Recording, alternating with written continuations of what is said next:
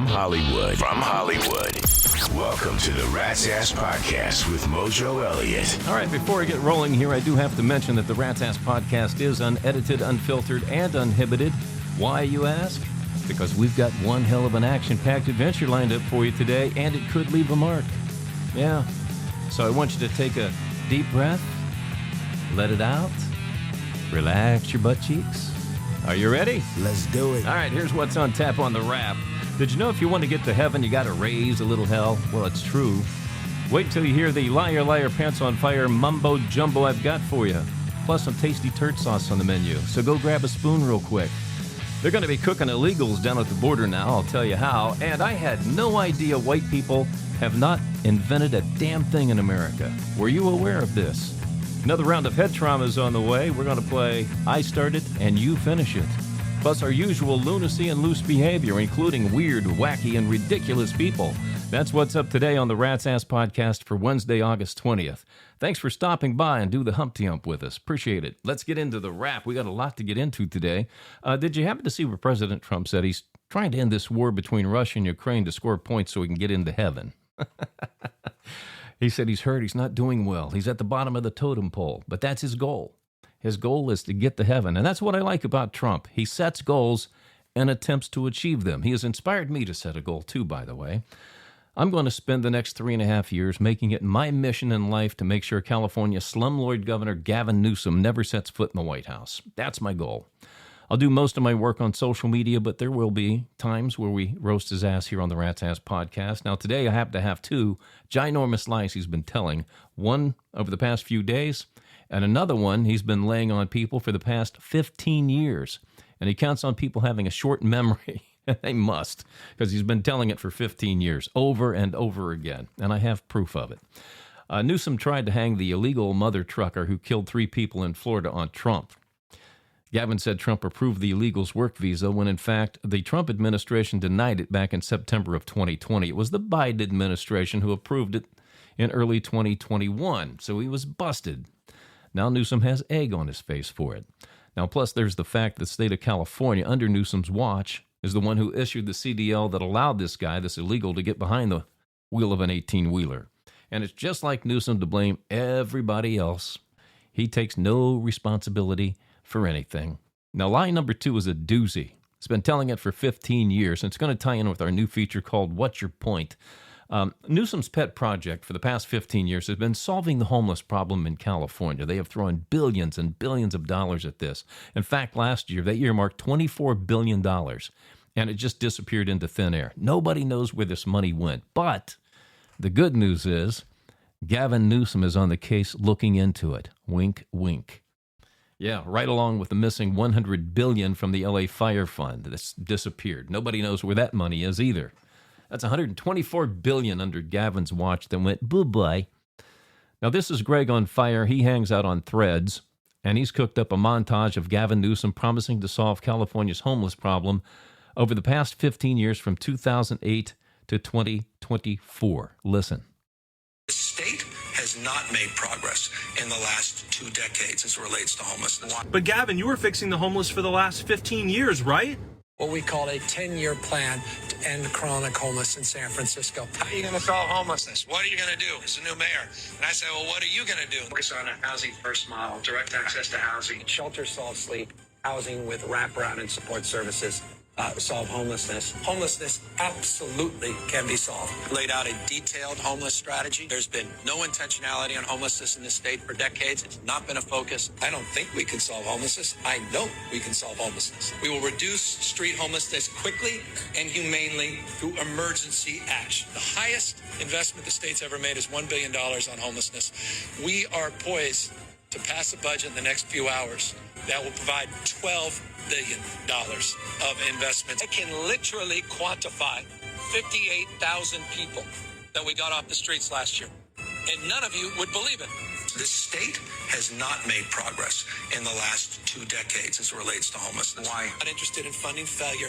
I am fucking beyond words when I see this video. And now this is the guy that you Democrats want to run on the ticket. This is the subject material in which we're going to use during his campaign.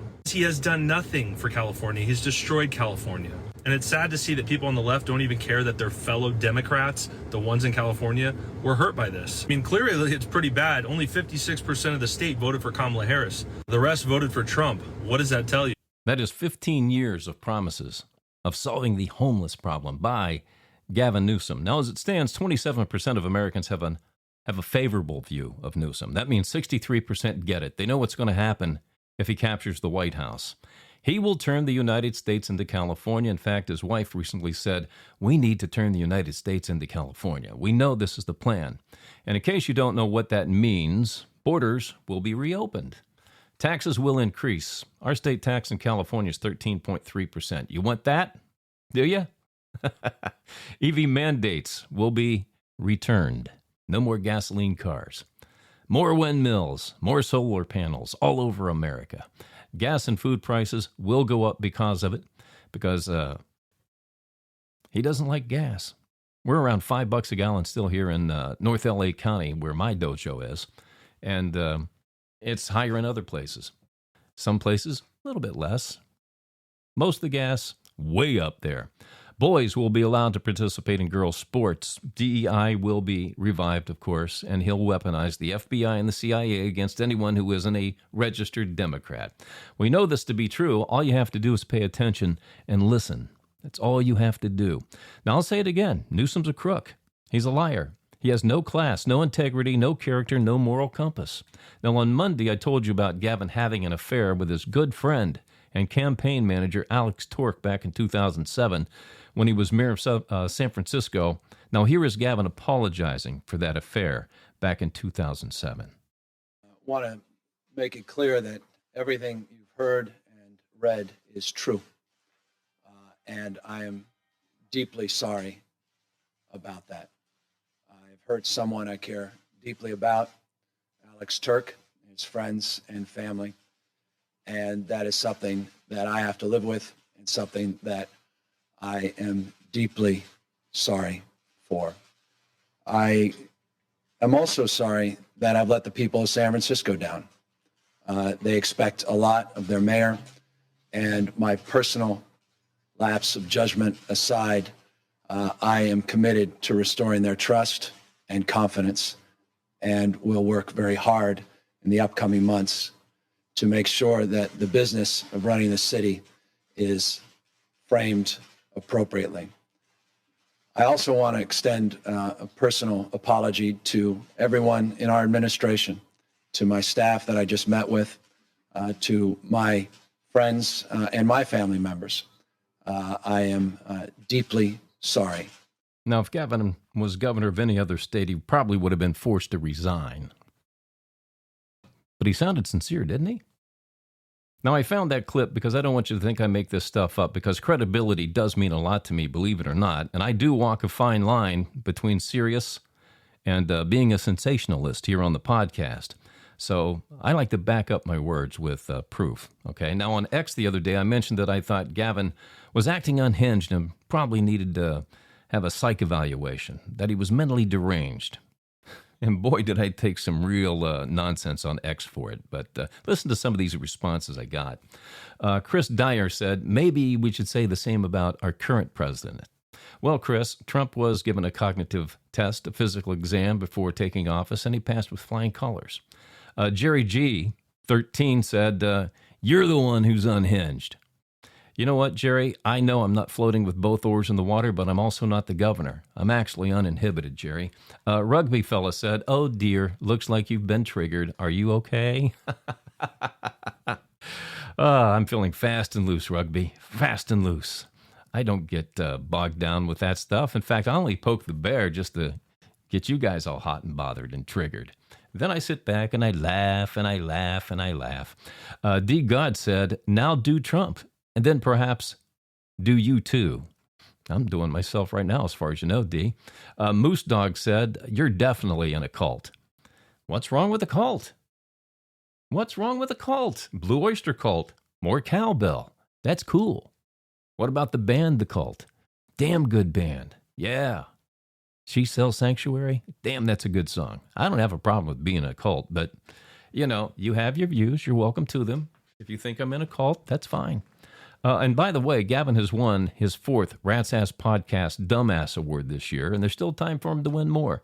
And while I'm on a roll here, by the way, as you know, we knighted New York Mayor candidate Laurent Mamdani as Turd Sauce. That's his nickname because that's what he's selling New Yorkers to win the election and usher in communism, socialism, into America's biggest city of New York, the Big Crapple. That's what he's going to turn it into. But check this out from the Gotham Observer.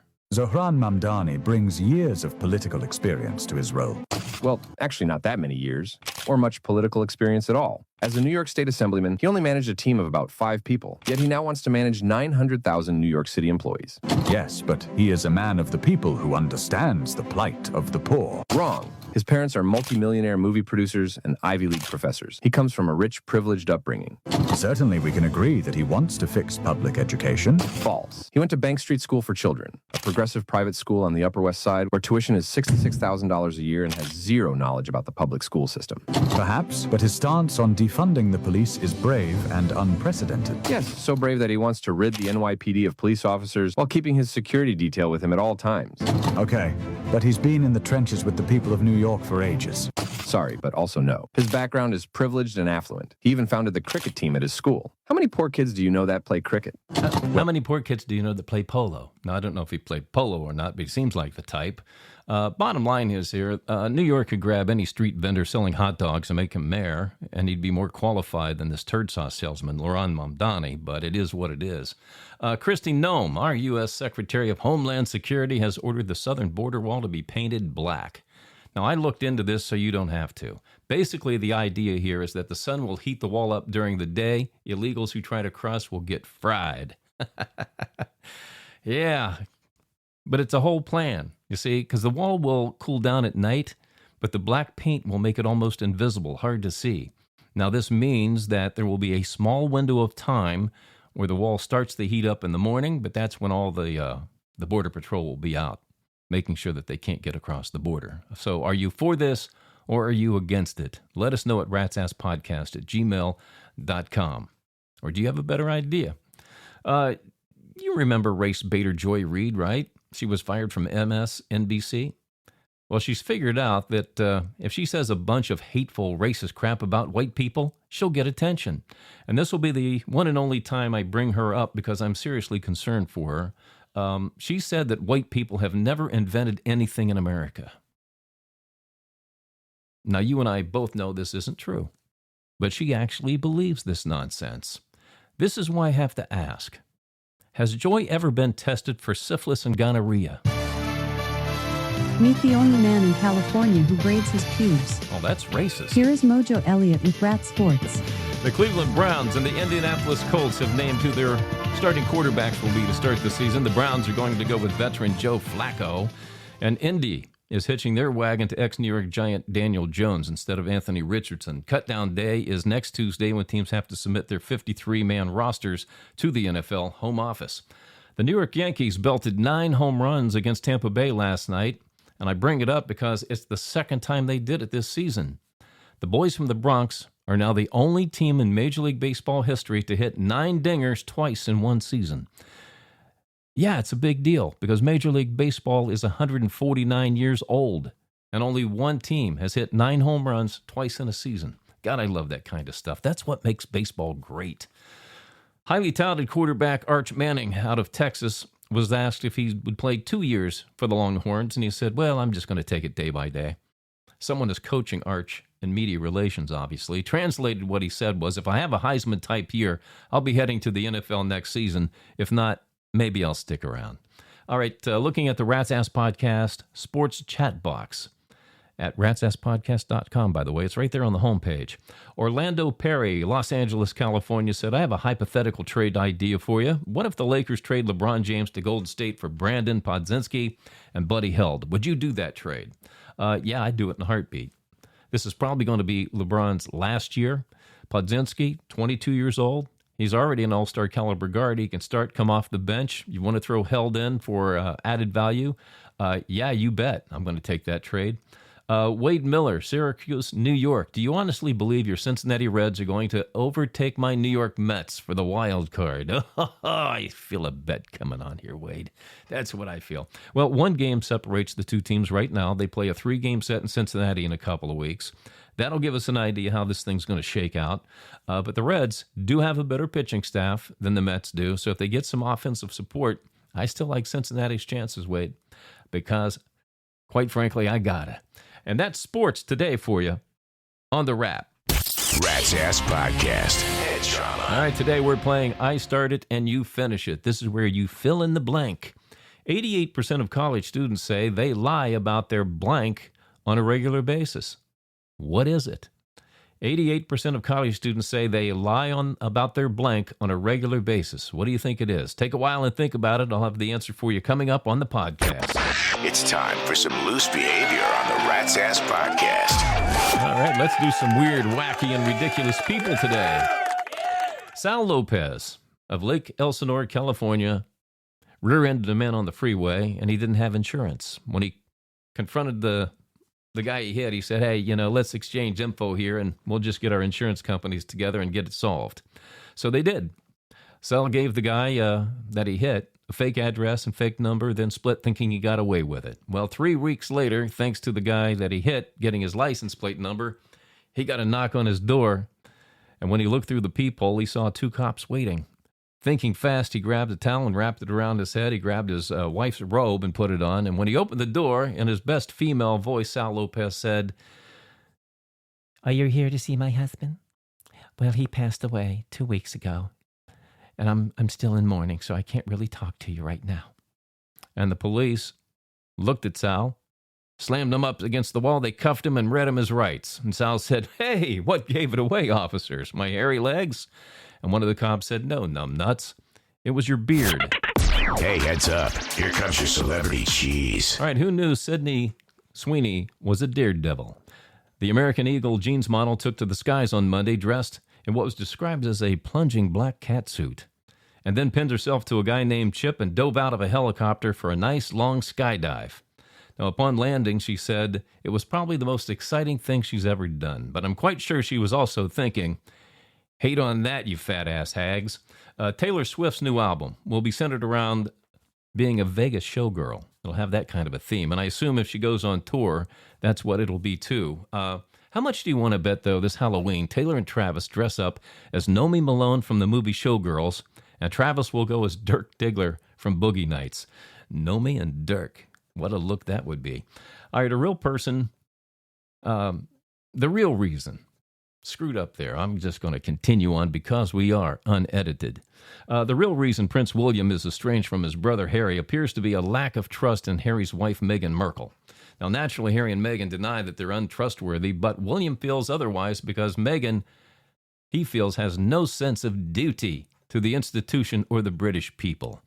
In America, liberals would call that being racist, Prince William, and you would be an Americanophobe then. And the rest of us in America could give a rat's ass. All right, Britney Spears has done it again. She's caused concern with fans due to having a messy house. Spears posted another dance video on Instagram where she actually sings too, but fans of her dance channel locked in on how messy her house was and attributed it to maybe a mental issue. Yeah, everything. Britney doesn't do things a certain way. There's something wrong with her. She's cuckoo, cuckoo. I don't believe it. I mean, it could be possible that her housekeeper was on vacation, or maybe she's between housekeepers. But maybe this is how she finally finds a man. She'll meet a male housekeeper named Sergio. He'll be illegal from Spain, and they'll hook up. And I can finally stop telling you that Britney Spears has been single now for 182 days. Who gives a rat's ass?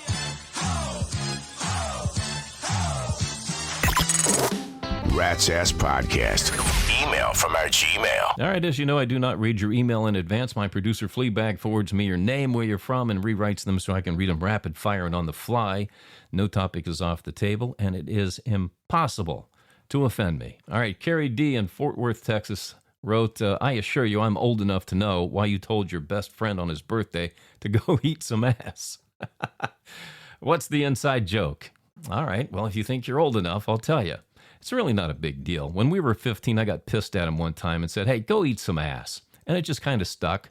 You know, like people will say, go kick some ass. We just substituted. It's we now always tell each other to just, hey, go have a good day. And we just say it and say, hey, go eat some ass. That's all it is. Maximilian J. from Bozeman, Montana said, I've got this new boss who's being a real pain in my ass. How do you deal with a difficult boss? I know you're writing because I used to be one. All right, well, a good manager will assess his needs and what talent he has to address those needs. Then they'll meet with each individual and tell them what their new role is and what the expectations are that come with it. That's how it should be done. Then they'll give you 4 to 6 weeks to prove you're up to the task, or then they'll replace you. That's typically how it's done. Now, here's what you do. Since he's not doing this with you, you need to do the same thing with him. Just go ask, say, hey, can I have a meeting with you? Then you ask him straight up, I'm having a difficult time figuring out what you want to work together on, or how you want to work together. So tell me how you want to work together, and we'll get busy and get this thing done. What's the best way for us to work together? That's the question. If you just want to say, hey, I just set up a meeting to find out what's the best way for us to work together, you know, that's really all you have to do. All right, Paul R. from Destin, Florida said, are you familiar with the term monkey bridging? If you are, what are your thoughts about it? Monkey bridging, it's been around a long time. I mean, just about every girl I grew up with and dated near Pittsburgh, they all monkey bridged. It's when you're with somebody, whether you're, married or you're not, you're just dating, you've been together for a while, and men do this too. I don't want to hang this all on women, but basically, they're looking for the bigger, better deal while they've got you in tow. Okay, so they find somebody they like, they dump you, and then they don't have to worry about the heartbreak because they've already found somebody that they like. But that's what monkey bridging is, and I think most people do it. In fact, if you find somebody that is a monkey bridger, probably not somebody that's marriage material. All right, Zachary K. from Maui, Hawaii said, I met this chick vacationing from L.A. last week, and we had a great time. And we didn't have sex. Wow, that's weird. In 2025? There's something wrong here. He said she gave me all her personal info, and we've been texting together. But I'm thinking about making a trip to Los Angeles to surprise her. Good idea or not? I get this question every once in a while. And I'd say it's simple. You only live one time. So as long as you know she doesn't have a boyfriend she's not telling you about, I'd say go visit the hell out of her. Surprise, surprise, surprise. Heather P., Killington, Vermont said, I want to break up with my boyfriend, but he lives with me. What's the best way to get him to move out? God, that's a sensitive subject. I'll tell you what, I worked with a girl one time who did this. She waited just before the lease was up, and she went and got a new place, and then gave her 30-day notice. And then a few days before moving out, she broke up with her boyfriend and left. And fortunately, it worked out that way for her. But man, anytime you do things like that and break up with people, you always got to cover your bases, especially today with social media. All right, if you have any questions, observations, or comments, send them to my producer, Fleabag, at ratsasspodcast@gmail.com. The more outrageous and salacious, the better. Rat's Ass Podcast. Head trauma. All right, today we're playing I Start It, You Finish It. The question is, 88% of college students say they lie about their blank on a regular basis. What is it? All right, if you said political beliefs, you would be correct. But if you missed it, go see your doctor about a head trauma and get well soon. All right, I got to be on my way. Today, I am teaching an aerobics class for seniors. I'm going to play techno, house, and trance music. And I'm going to call the routine the Andrew Cuomo routine. Do you think they'll survive? But I do have one more thing for you. This one is for all the climate change freaks and geeks. Did you know about 55 million years ago, the North Pole had tropical weather, alligators, and palm trees? I want you to think about that. I have thought a lot about it, and climate change is bullarchy. Well, I'm glad you have been thinking about this, Alexa. And by the way, did you just invent a new word? No, it's one of the new 6,000 words added to the Cambridge Dictionary for 2025. Now, I'm sure you studied them all, but boy, check out the big brain on Alexa, At least my big brain isn't in my pants. Oh, God, here we go with the insults again. Hey, I haven't even begun to insult you yet, podcaster. Okay, take your best shot before I hit mute. Your dong is so long when you go to the zoo monkeys want to swing on it. Oh, God, that one stung. I'm so belittled right now. Mute. All right, welcome, Rat Nation. Tyler Ray, Washington, Pennsylvania. Jake Moore in Richmond, Virginia. Alan McAllister, Provo, Utah. To the Resistance, those of you who email us but haven't joined Rat Nation yet, Todd G. of Bakersfield, California, Miranda K. of Las Vegas, Nevada, and Michael B. He's in Bend, Oregon.